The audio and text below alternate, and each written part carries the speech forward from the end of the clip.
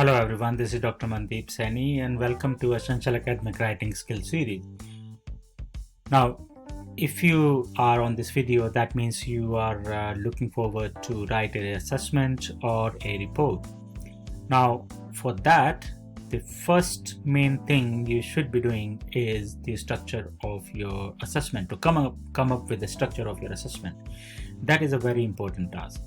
Now, why structuring? Structuring your report, to come up with the structure of your report, is an essential task. That is very, very important because that gives you the focus and the clarity of what you are going to do or write in your report.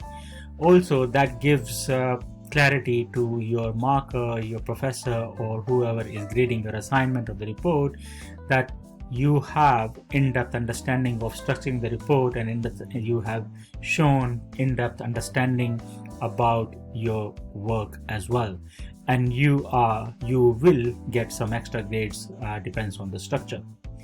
Now, some of the assessment brief, they clearly mention about the professional standard of the report or the professional structure of the report, but not all the assessment briefs talk about specifically. But that doesn't mean that your report should not be structured in a professional manner. So that is a very, very important task, that you come up with the right structure that gives you the clarity and that gives you the in-depth understanding of what you are going to write in your report. Now, before you start structuring your report, the first tip is to read your assessment brief multiple times, because you don't want to miss any important details in your assessment brief that should be in your report.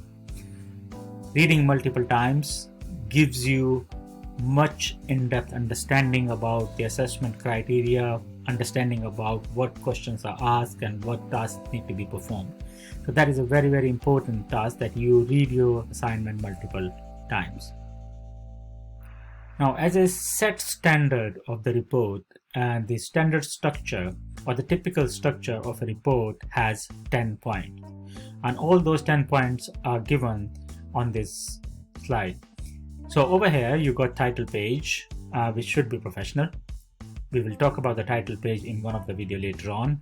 Executive summary, again we will talk about that in one of the video later on.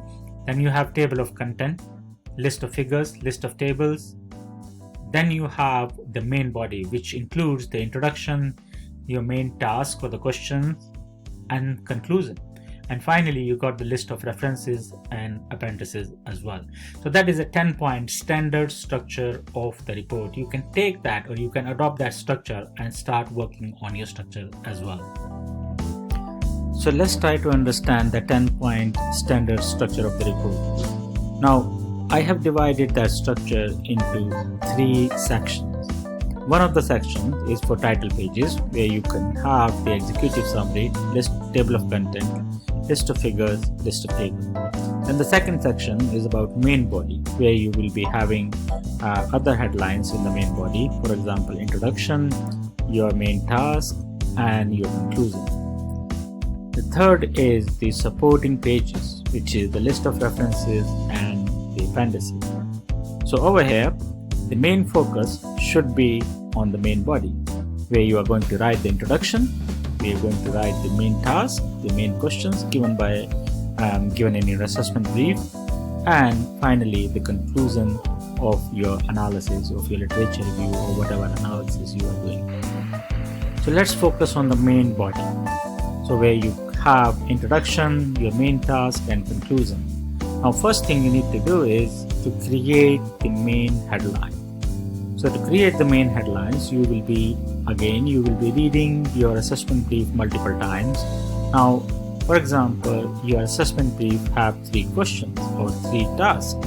Now, your main headlines are going to be based on the 3 tasks. So your introduction will remain as it is. Your conclusion will remain as it is as well. So the main modification you are going to do in the main task. So over here, for example, you have question 1. So your main headline will be based on the question 1, which is task 1. Then you got another question, which is question 2. So the second headline will be based on your question 2 or task 2.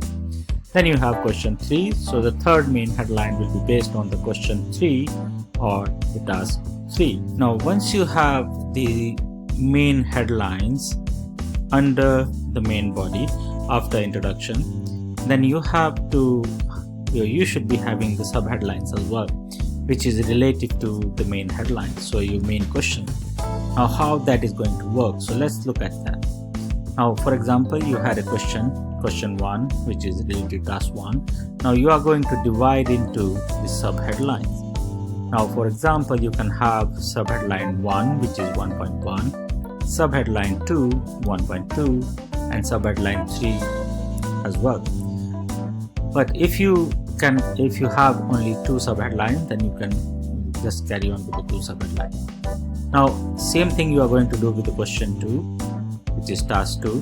You're going to have subheadline 2.1 and subheadline 2.2. Then same thing you are going to have for the question 3, which is where you're going to have the subheadline 3.1 and subheadline 3.2. Now to do that, the tip is make sure you read the question multiple times to develop the main headlines and subheadlines. Make sure that you are focused on the main questions, the main question given in your assessment brief. Sometimes it could be confusing, so you have to read it again and again. If you don't understand any question properly, then ask your tutor. It is very important that you understand the question. If you don't understand the question, it won't give you the main focus. And mind it, that is the main body, that is the main work that should be assessed by your professors or by the markers. So in a nutshell, having a proper structure for a report is essential.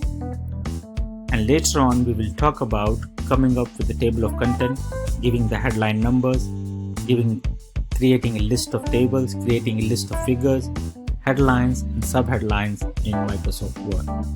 So this is the end of this video. Thank you very much for watching, and subscribe my channel, Dr. Mandeep Saini. I will see you again